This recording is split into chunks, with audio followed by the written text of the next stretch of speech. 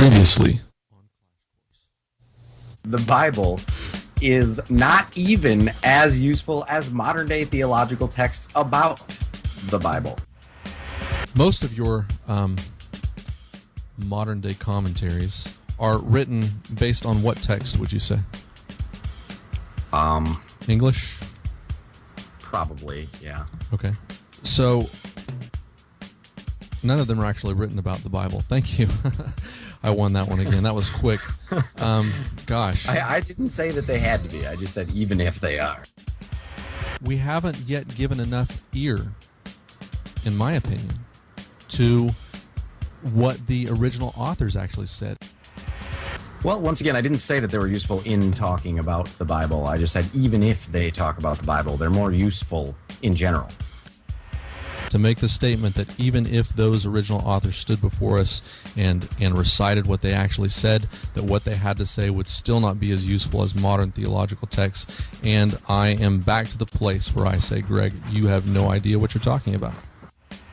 It's almost certain that they had not come up with anything at that time, 2,000 years ago, in the state of relative ignorance that they had culturally and scientifically, that has not been extrapolated and expounded upon many, many, many times by now. That there's a real possibility that our modern theological books are based upon concepts that have taken 1,000 steps backward since Paul the Apostle spoke his words. Parts of their works were the basics of logic and reason, and that's extremely useful in comparison to just about any theological book that's ever been written. We have philosophers like these guys who were struggling with theology, and in many senses they were struggling to do away with ignorant ideas, but that is a theological struggle. Oh, that's disappointing. The last time I watched that video, it ended with me burning you so bad, Greg. But Sean the Sean, I guess he decided that he was going to watch the back of his atheist homeboy. It originally ended with me pointing out that Socrates and all those guys lived thousands of years ago. He also reminded me He probably just didn't have the room in there for me to point out that Socrates and Aristotle were just more useful than any theological text ever written. Yeah. I bribed him, and he just totally cheated me out of my money. He also reminded me ever so cruelly that I'm wearing the exact same shirt that I wore last week. I do that every week, so it's okay. I went from black to white, but otherwise it's the same shirt. Oh, okay. I got you. Could I get somebody back there to give me some ice water as we begin? So, welcome to Clash Course. My name is Joey Livingston, and my co-host is Greg Brahe. How are you doing, Greg? I am wonderful. We'll see how the remainder of the show and the next show goes. I am broadcasting from Eagle River, Wisconsin, where my family has a place, and I am laying on the ground. You can see my feet here, outside of the public library to get an internet connection up here. It's pretty sparse, yes. So Greg is on his tum-tum today. Clash Course is a show very focused on the discussion, the tense disagreeing discussion. We deliberately disagree on this show, and we invite you, the viewer, to come and take our place. So far, there's only been one person to take us up on that, and I have yet to follow up with him. Hello, Benjamin Flores. He's supposed to be taking Greg's place to argue with me about something. Isn't he out on like a walkabout this summer, though? So it'll be the fall before he gets around to doing that. No internet connection. That may be true. Yeah. Can we call it a sabbatical just because it's funny? I like walkabout because it makes me think Australian. Okay. I wanted to call it a sabbatical because he's an atheist. Okay, so we finished our discussion last week on, as Greg put it, that our modern theological books about the Bible are more useful than the Bible itself. correct? No. It was as our modern theological books, even if about the Bible. Even are if more useful than the Bible even if itself. they're about the Bible. Okay. All right. Let's see. Here comes my ice water. Let's just. Thank you. All right. Wonderful. Let me take a sip of this. So this week, do you have water, Greg? I don't. This is going to Nothing go to badly. sip on. All right. So this week, the subject was one that I suggested, and it stems from this Wednesday's discussion, which I don't even dare try to state what that topic was, because it was about 20 words long. But it was something about the Doma and relationships, right?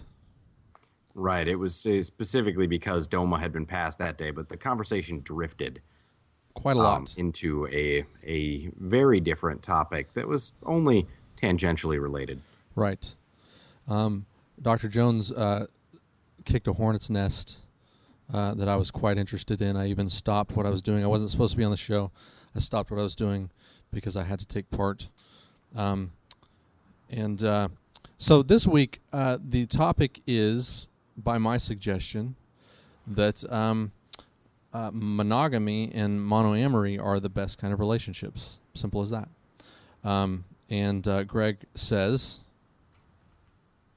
I say that is not a universally normative statement. A universally normative statement. And can you expound on that a little bit? Sure. I mean, I cannot disagree with you if you say that monogamy is the best kind of relationship for you, or monoamory. However, I think that there's a very stark difference between making an observation of your own personal taste and making a universal statement. That would be like me saying chocolate ice cream is the best ice cream. And you certainly could not prove me wrong when we're talking about my personal taste. But if we're talking about a universal statement that the chocolate ice cream is the best, then that seems a much harder position for me to defend. Actually, it's more like saying eating one ice cream cone is way healthier than eating 20. Healthier. That's the way that we're going to define best. Oh, I'm here? just trying to follow your analogy here. But yes, I do want to begin by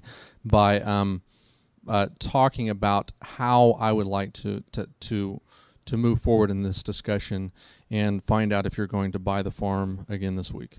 Okay. So to begin with, I want to separate the ideas of monogamy and monoamory, and I want to agree on a simple definition that monogamy is a sexual relationship with one person, and monoamory is a non-sexual relationship with one person. Now you can combine them and have both sexual and non-sexual, but I just want to separate them for the purposes of discussion. That's fine to separate the two. I would say that one encompasses, it's sort of a Venn diagram. I'd say monoamory can include monogamy, but monogamy, when used alone, generally is not. It's meant as a distinction that it is not monoamory. Is that a fair? Say I guess that. it doesn't matter. We can treat them entirely separately. Okay. So I'm not implying that you must have one without the other. I'm just saying I want to discuss them separately. I want to discuss the sexual part of relationships versus the non-sexual part. Okay. That's absolutely fine. And that would be we true can separate of the two as long as we recognize that. I mean, there is obviously overlap between the two. Yes. And that would be also true of polygamy and polyamory. Correct. Yes. And then somewhere along the way, I'd like to define polygamy a little bit, because we did have a little bit of a snag on that on Wednesday. Polygamy just means multiple sexual partners, not necessarily, but not exclusively either, at the same time. I guess it leaves the window open for that, but it means more than one sexual partner at a given sequence and non-exclusive sexual relationships. All right. Now, I'm not sure how much time we have this episode. Do you want to, maybe we should also confine that, just for the sake of being a little organized. Are we going to discuss polygamy in the context of one sexual relationship at a time, or sexual relationships all at once? I think we can certainly leave it open to sexual relationships that can, once again, with the overlapping idea, they can happen between any two individuals or two or more individuals, just without a exclusive relationship. Okay. Makes All right. sense. And somewhere along the way, I want to discuss origami as well. That's a very good idea. I wanted to make a personal note on this one that I am up at my family's cottage here with my wife and her parents today. So it was a lot of fun telling them. The other part of this is it is our anniversary today. Telling them that I'm going to leave on my anniversary to go talk about or to go defend polyamory over monogamy to my wife's parents. How did that go over? It all went better than expected. Well, that's good. I wonder what they're saying right now. Well, I should say I told her mom. Her dad was in the other room. He probably shouldn't know. I might not survive tonight, but... Yeah, makes sense. Okay, there was something else that I wanted to define here before we began, but I'm not sure that I'm going to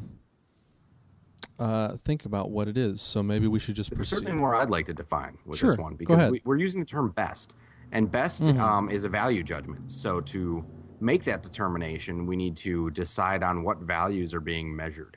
Okay, all right. So health,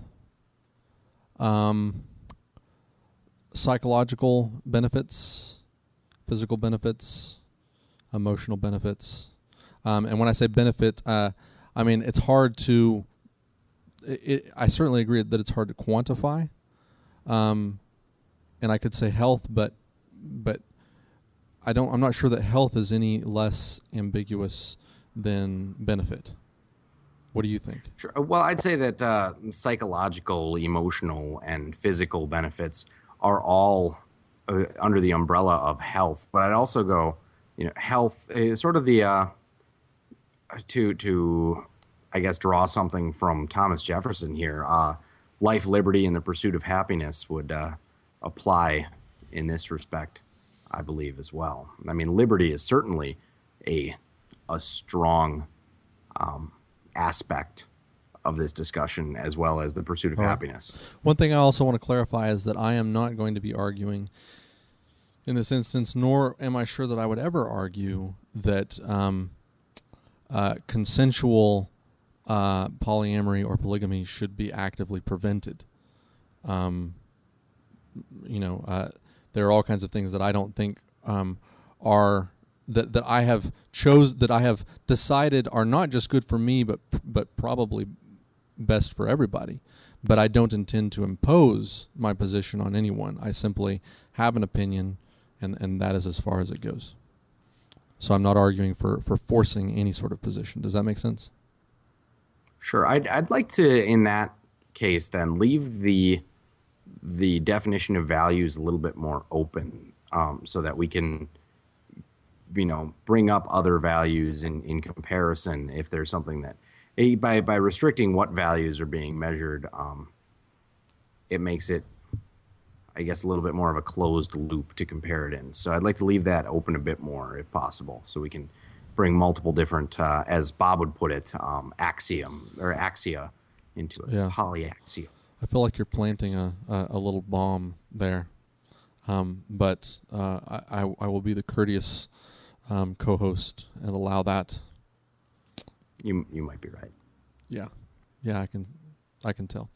Okay, so I'll proceed, and let's begin first with monogamy versus polygamy. Okay, now,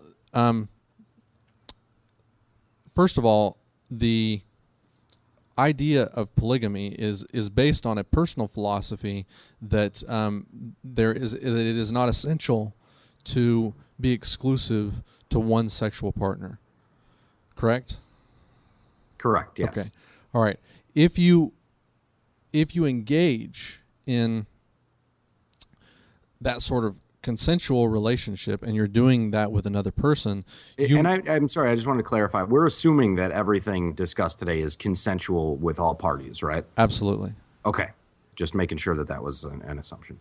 Yeah, I would think that non-consensual sexual relationships is a given. Well, there's a difference, though, when you're talking about poly, because then, the idea of cheating comes in. You need a consent of your partner to be polygamous, polyamorous. Yes. Otherwise, you are violating their trust Okay. or their desires. So. Very good. Thank you for defining that. All consensual. Everybody's agreeing. Okay. So if you enter into that sort of relationship, you must accept. There's some hustle bustle going on to the side here. You must accept that the people who you are entering into this sort of relationship with, emphasized by the fact that they are also agreeing to have that sort of relationship with you, that they are, by definition, having sexual relationships with other people that also have this sort of philosophy, correct? I mean, that is the nature of polygamy. Well, it's not necessary that they are, but that they are capable of doing so without you. Without your consent. Without your specific consent. Without your prohibition would be a better.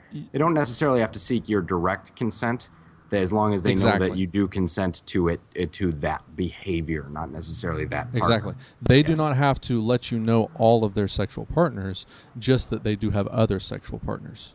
Well, I mean, that would be something decided between the two of you. I know personally I would not engage in sexual relations with somebody who I didn't know their sexual history, even outside of the context of a relationship. Okay. So very good. Let's. I will grant you that I must know.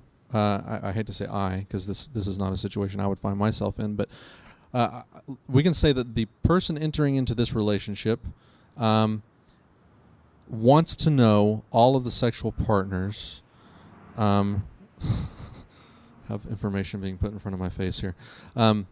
Wants to know all the sexual partners that partner that they are agreeing to have this sort of relationship with is having. So person A agrees with person B to have a polygamous relationship with them, but they want person B to let them know all of the other partners that they are engaging in sexual acts with, sexual relationships with. Correct? Yes. I mean, that is the best case scenario. The other scenario is that they don't know and it's free for all, right? Right. I mean, I think that from there, it's a distinction that's made by the individuals. The general practice would be to allow for or to not prohibit your sexual partners from having sexual partners other than you. I think that's sort of the definition of polygamy.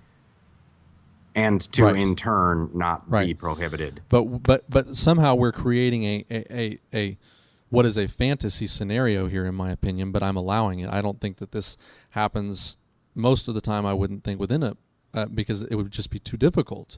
But we are creating this scenario where person A agrees with person B, but also wants to know all of the people that person B is engaging in sexual relationships with.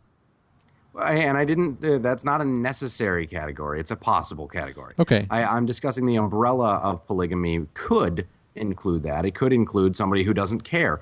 I'm assuming though that I mean we have a broad spectrum of sexual behaviors among all humans, different levels of promiscuity, and that I think that would be true in any situation that you have like this. So some people might not be concerned about their partner's sexual history at all. Some people might, on the other hand, not have any sexual relationships with a partner until they know everything about that person, and that person has gone through a screening. But I'm just guessing that the most common scenario is not one of not caring, but perhaps of not allowing themselves to think about the issue in great detail, but just saying, I want to have multiple sexual partners, therefore it's only fair for me to allow you to have multiple sexual partners. I think that might be a bit of an unwarranted assumption. Okay. But I'm let's not assume to grant that as the...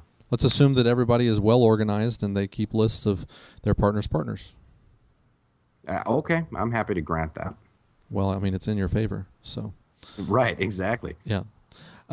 So does person A, who has asked for a list of all the sexual partners of person B, do they then go to all the sexual partners of person B and get a list of the sexual partners of all the person C's that they're having sexual relationships with? Or when do they lose track?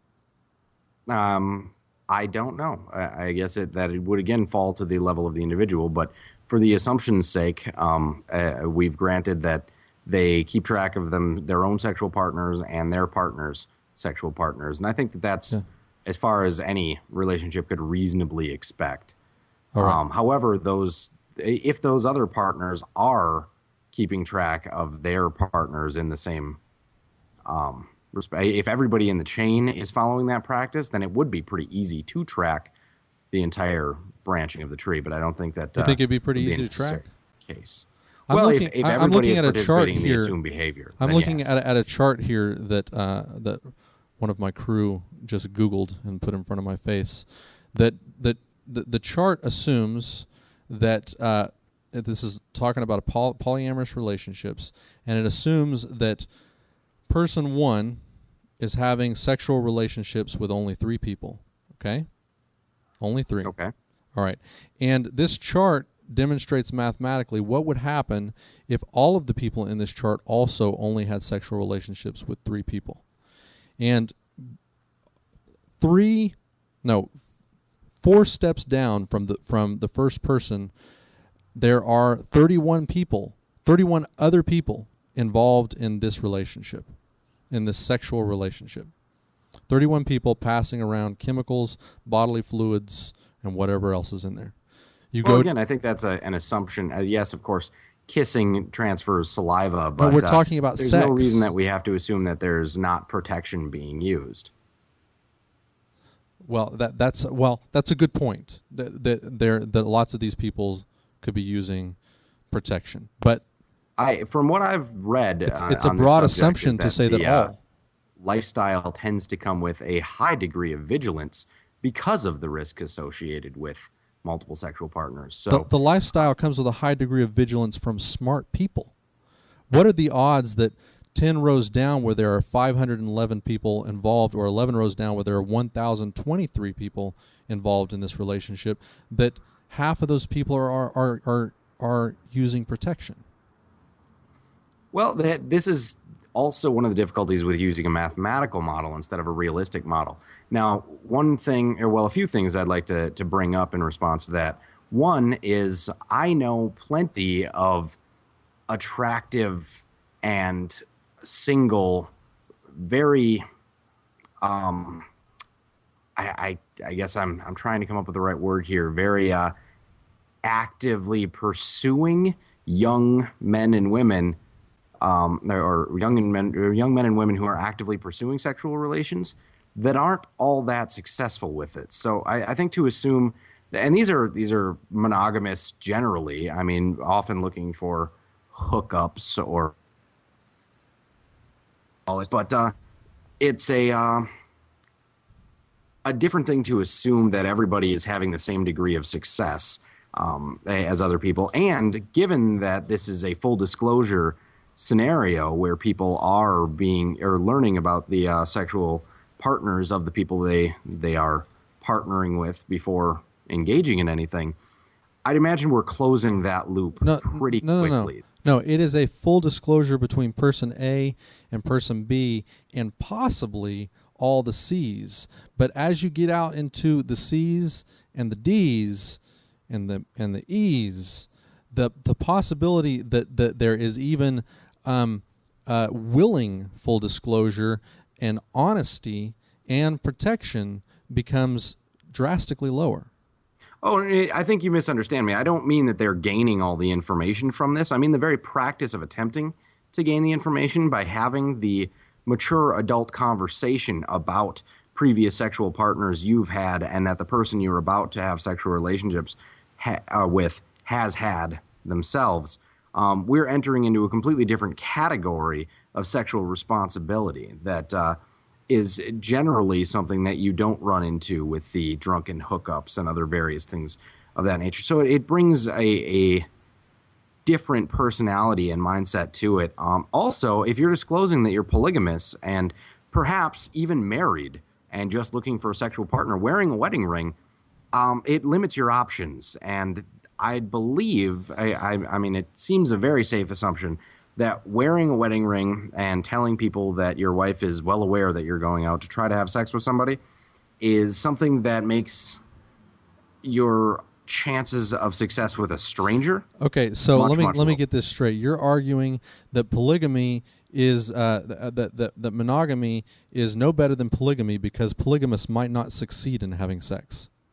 I'd imagine that right. Well, the polygamists, if they do succeed in having sex, I would imagine that it is or with more responsible partners, and it is with more knowledge and more information going into those sexual relationships than a monogamous person just bouncing from one relationship to So, another. am I to understand you right that you now want to exclude all polygamous relationships where people are irresponsible? No, I'm not excluding anything. I'm just talking about the likelihood of these situations. Okay. I mean, this is speculative, of course, on either side, but I'm trying to make a reasoned case for why I believe it's not fair to assume that there's a greater degree of risk to a There is a greater polygamous. degree of risk because there are more people involved who are imperfect, who might lie, who might forget, who might not be perfect in wearing protection, whose protection might not work. But how is any of that different from a monogamous person? Because it's two people having sex forever. Well, I think that's an assumption. Monogamous relationships don't necessarily mean perpetual monogamy. Then it is not It monogamy. means monogamous at any given moment. I have plenty of friends who have never been or branched outside of monogamy. Anytime they're in a relationship, they've been entirely exclusive. But going from one relationship to another may be only weeks or months in between. I mean, even as many as a dozen different sexual partners in a year, each one in a monogamous setting. Okay, So we're talking about general but sexual behaviors. at the beginning, although we said we were going to discuss one form of polygamy at a time, you did concede that a person having sex with one person at a time was still a form of polygamy. Well, I guess I think you and I were discussing that from a different angle. What I meant with having sex with one person at a time means not group sex. I meant one person, one partner. I see. But going, say, back and forth between two different partners, say if I had two wives, that would be what I meant by one partner at a time, not necessarily a triad. Okay. Still, I mean, there are. I would grant that having sex with one person at a time could be argued as a form of monogamy, but you must grant me that it is far safer than constantly having sex with multiple people.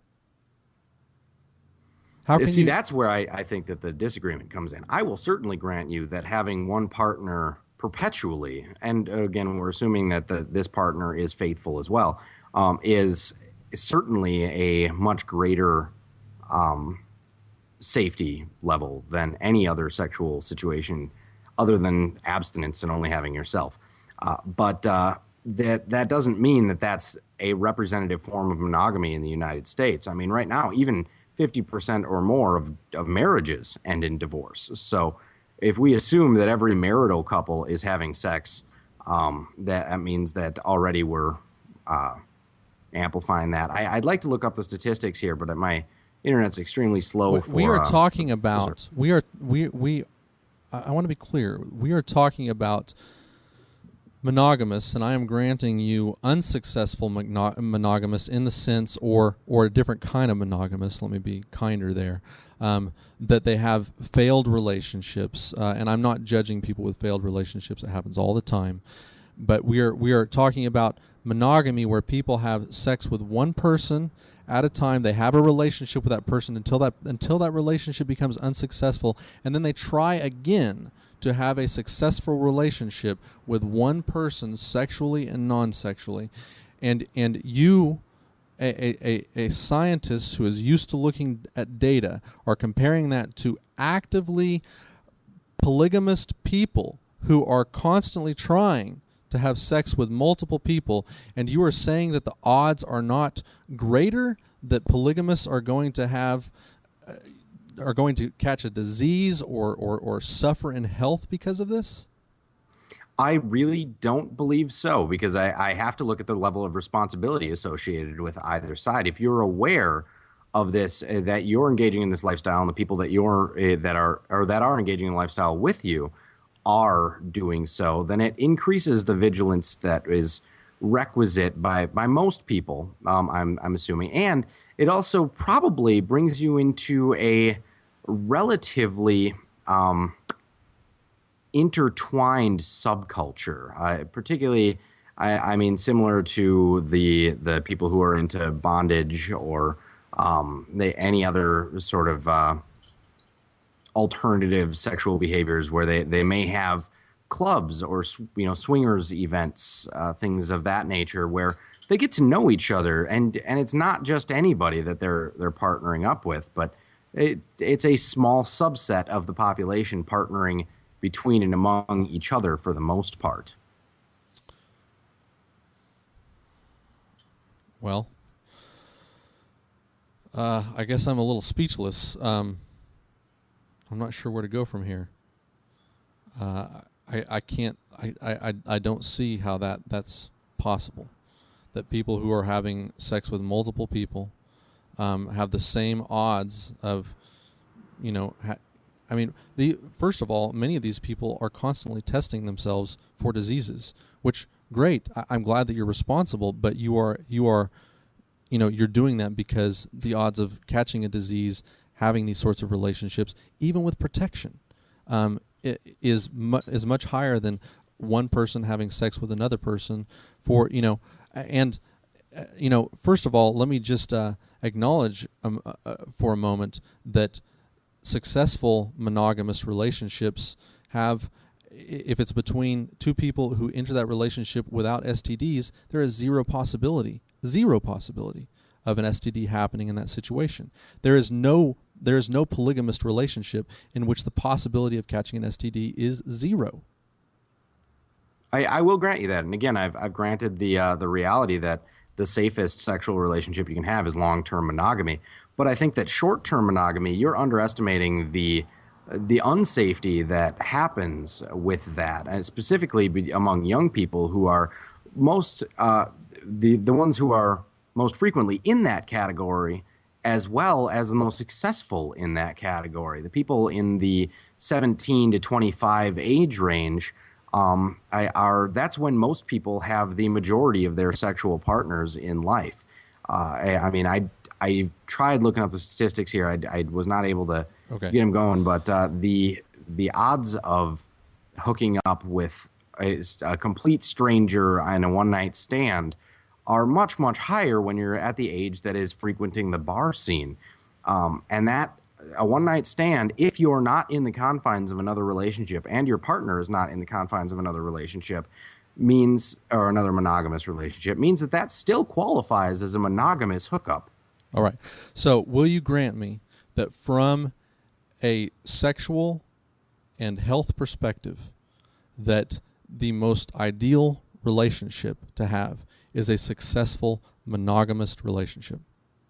A successful long-term monogamous relationship? Absolutely. Okay. So I really think that we're done talking with about that topic. Well, I think, though, that will you grant me that at least a significant portion of monogamous relationships are not successful long-term monogamous relationships and are, in fact, short-term and more frequent monogamous relationships? I would say that in the world today, more of your monogamous relationships end before the lifetime of either person is over than last an entire lifetime. I grant that, but I'm not arguing that all monogamous relationships are free of the possibility of STDs. All I'm saying is that monogamy is the ideal is the ideal kind of relationship to have. Successful monogamy, not failed monogamy, but successful, if you don't want to have STDs and you want to have zero possibility of that. I'll grant that. Sure. Okay. All right. So that part of the discussion is done, and I understand it's not black and white, but yet there is a clear picture in there. So let's set that aside and talk about monoamory versus polyamory. Okay? Oh, well, are we only discussing the physical health benefits of polygamy, not any of the other related associations with it? I would love to. I would love to those. If you want to go into that, I would love to hear your viewpoint. But okay. But let me say that if you are talking about benefits beyond the physical, that I might argue with you that we may be at least overlapping in the area of polyamory versus monoamory.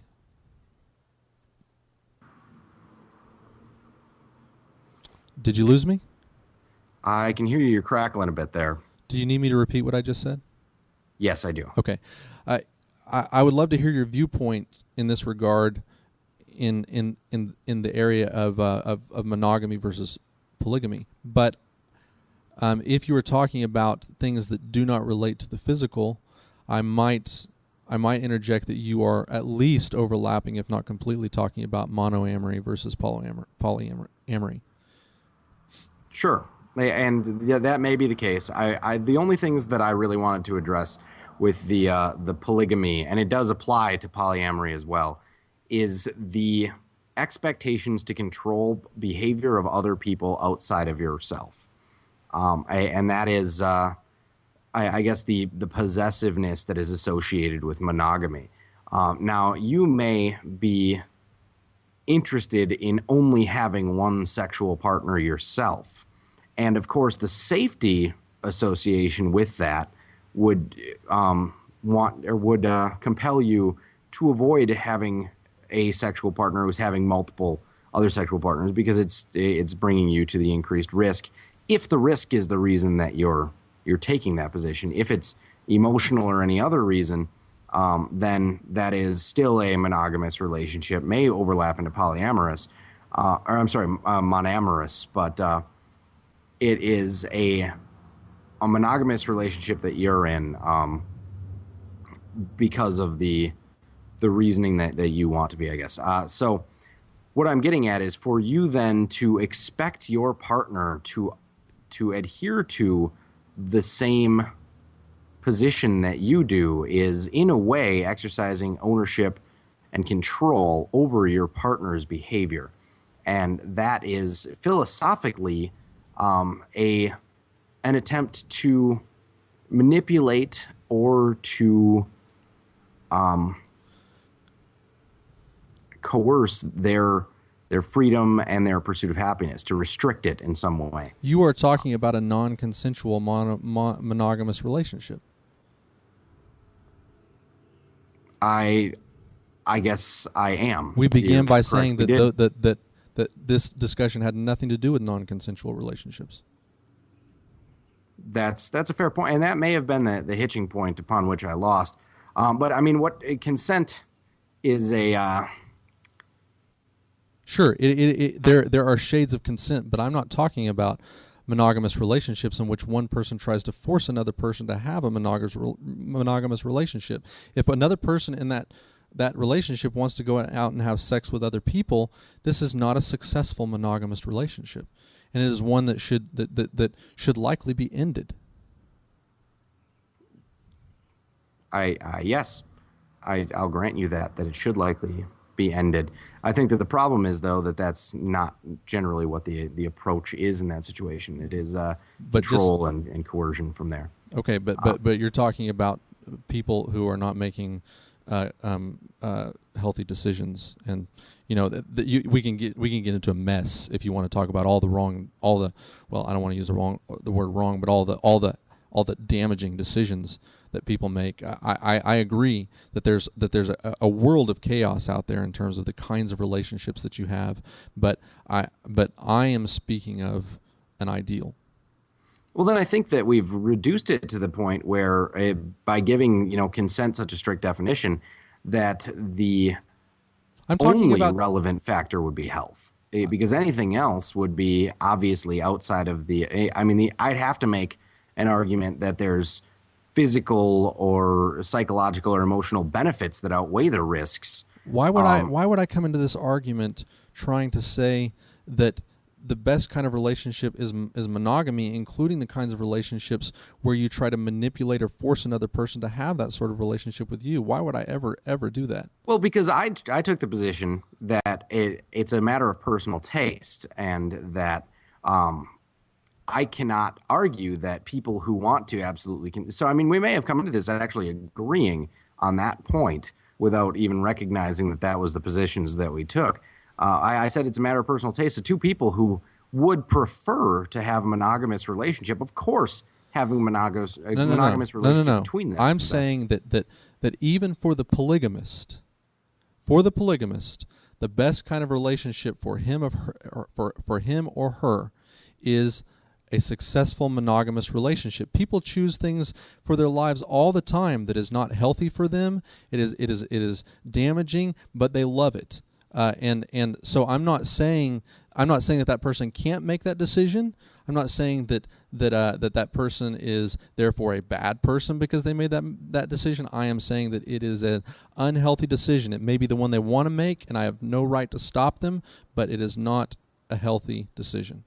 Okay, with that distinction being made, I can continue this and certainly fight on their behalf. I think that there are certainly emotional and psychological benefits that outweigh the health risks that are associated with alternate behaviors. Go on.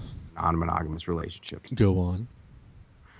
Well, we are just about out of time here. Are we? Wow. Are you going to let me have the last word on this one? I will happily let you have the last word. I've thoroughly enjoyed this discussion. My friend Greg, close the show. All right. Well, the argument obviously is going to have to continue next week because we've not even ventured into the realm of polyamory, which is a whole new can of worms. But among the polygamists and those who are personally inclined to be polygamous for whatever reason, if that is where their heart leads them or their tastes, their desires, even if we could consider it a sexual orientation, it has been shown time and time again through multiple different avenues that to deny one's sexual orientation, unless, of course, what you're doing is not something that can be engaged in consensually, is a very, very damaging thing to people. And it's one of the leading causes of suicide in the United States today. The fact that so many people have or feel the need to hide who they are and to act against the identity that they believe that they possess for, again, whatever reason, is an extremely detrimental factor upon that person's mental health, their emotional health, and their ability to function in society today. So I am going to stick by the point that if two people are inclined, if multiple people are inclined to be polygamous, then to choose to restrict themselves to a monogamous relationship perpetually is going to be unsatisfactory to them. It's going to be a detriment to their emotional health. And it's very, very likely that they are never going to have long-term successful monogamous relationships. Therefore, the entire concept of a long-term sexual or monogamous relationship for them is an unattainable goal and can't even be considered. So it must be compared to short-term and frequent monogamous relationships. All right. That is the last word from our friend Greg.